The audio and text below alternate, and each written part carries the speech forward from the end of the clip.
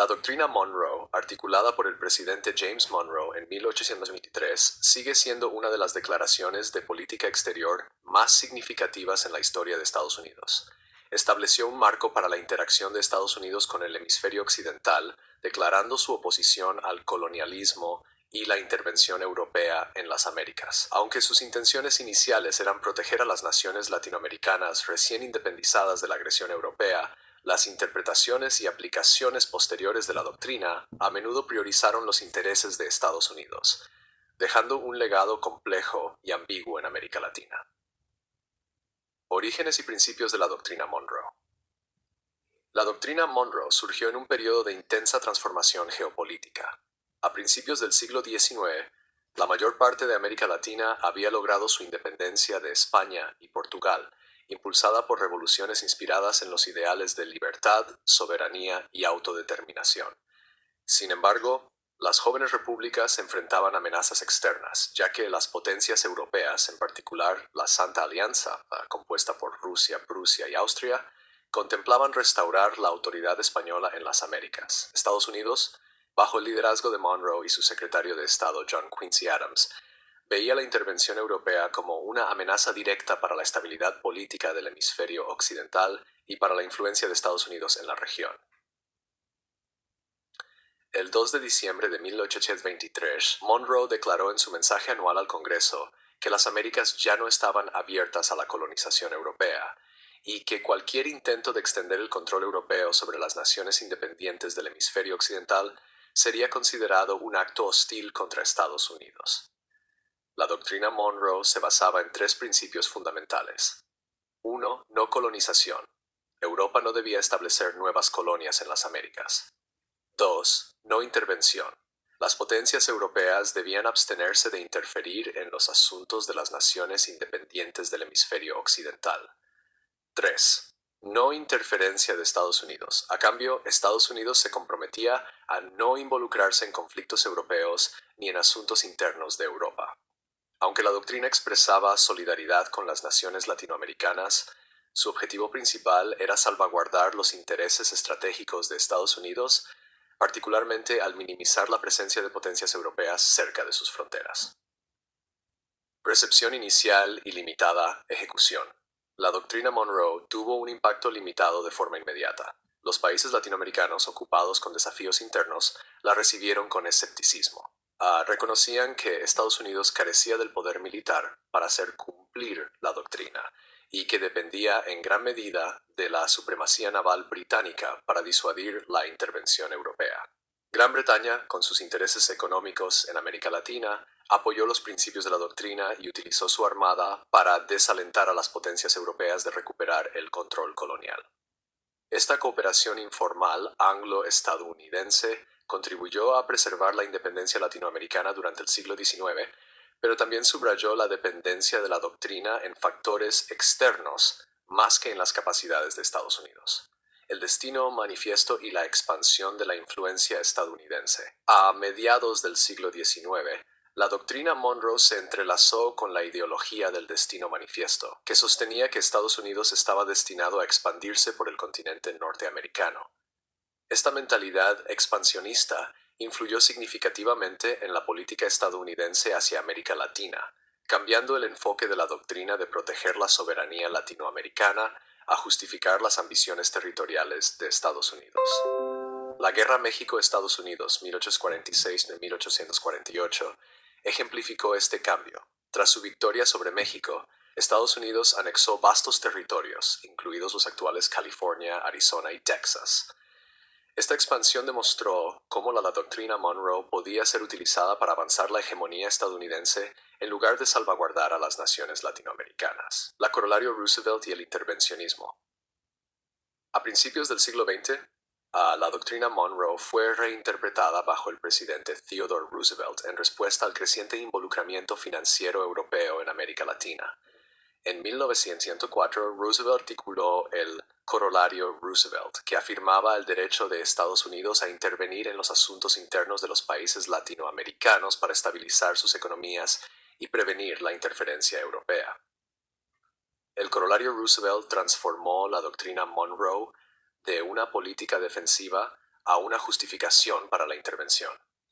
Bajo su bandera, Estados Unidos intervino en varios países latinoamericanos, incluidos la República Dominicana, Haití y Nicaragua, para establecer control financiero y estabilidad política. Aunque estas intervenciones se enmarcaron como esfuerzos para proteger a América Latina de las potencias europeas, a menudo priorizaron los intereses económicos y estratégicos de Estados Unidos, generando resentimiento entre las poblaciones latinoamericanas. Dominación económica y diplomacia del Big Stick. El inicio del siglo XX también vio a Estados Unidos expandir su dominio económico en América Latina mediante políticas como la diplomacia del Big Stick y la diplomacia del dólar. Las corporaciones estadounidenses ganaron una influencia significativa sobre industrias clave en países como Cuba, Panamá y Honduras, a menudo respaldadas por intervenciones militares para proteger sus inversiones. Por ejemplo, la construcción del Canal de Panamá, 1904-1914, epitomizó los intereses económicos y estratégicos de Estados Unidos en la región.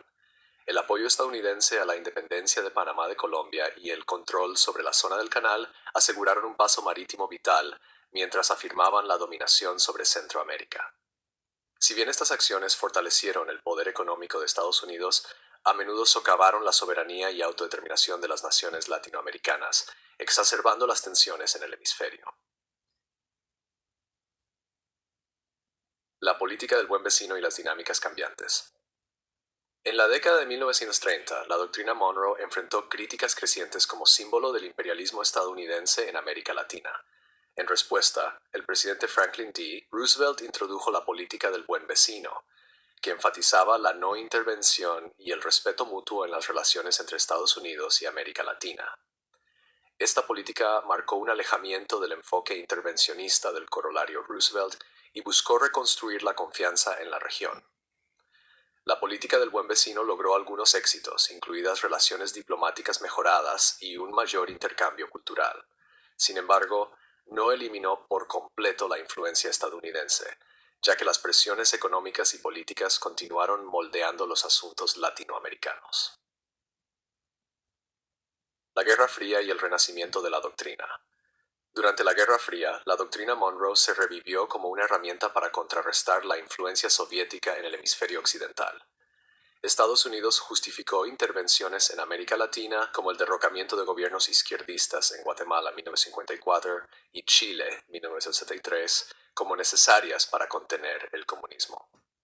La crisis de los misiles en Cuba, 1962, representó un momento crítico en el que se invocaron los principios de la doctrina Monroe para exigir la retirada de los misiles soviéticos de Cuba. Estas acciones profundizaron la desconfianza hacia Estados Unidos en América Latina, ya que muchos países las percibieron como violaciones de su soberanía. Aunque Estados Unidos enmarcó sus políticas como medidas de protección contra amenazas externas, a menudo priorizaron intereses geopolíticos sobre el bienestar de las sociedades latinoamericanas. El legado de la doctrina Monroe en América Latina es multifacético. Por un lado, simbolizó la solidaridad contra el colonialismo europeo y contribuyó a preservar la independencia latinoamericana en sus primeros años. Por otro lado, sus interpretaciones y aplicaciones posteriores a menudo priorizaron la hegemonía estadounidense a expensas de la soberanía latinoamericana. El impacto de la doctrina es evidente en varios aspectos clave. 1. Soberanía política. La doctrina Monroe inicialmente buscó proteger a las naciones latinoamericanas de la dominación externa. Sin embargo, las intervenciones estadounidenses a menudo socavaron su soberanía política, generando resentimiento y desconfianza. 2. Influencia económica. La dominación económica estadounidense en América Latina, apoyada por la doctrina, moldeó el desarrollo de la región. Aunque trajo inversiones e infraestructura, también creó dependencia y desigualdad. 3. Relaciones culturales.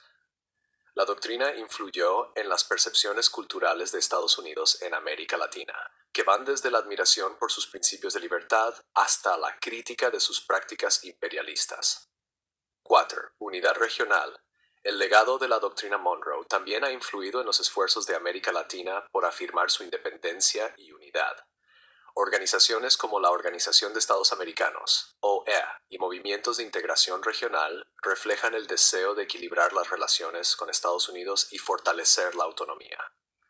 La doctrina Monroe sigue siendo un elemento definitorio de las relaciones entre Estados Unidos y América Latina, encapsulando las complejidades del poder, la soberanía y la influencia en el hemisferio. Aunque inicialmente buscó proteger a América Latina de la agresión europea, su evolución a menudo priorizó los intereses estratégicos de Estados Unidos, dejando un legado mixto de protección, intervención y dominación. Hoy, la doctrina sirve como una lente histórica para examinar los desafíos y oportunidades de la cooperación hemisférica en un mundo que cambia rápidamente. Mientras América Latina continúa buscando autonomía y unidad en sus relaciones internacionales, el legado de la doctrina Monroe permanece como un recordatorio de las dinámicas históricas que han dado forma a su interacción con Estados Unidos. Aunque sus ideales iniciales de proteger la soberanía son admirables, la manera en que fueron aplicados refleja las complejidades del poder y la influencia en el escenario global, dejando un impacto profundo y controvertido en la historia de América Latina.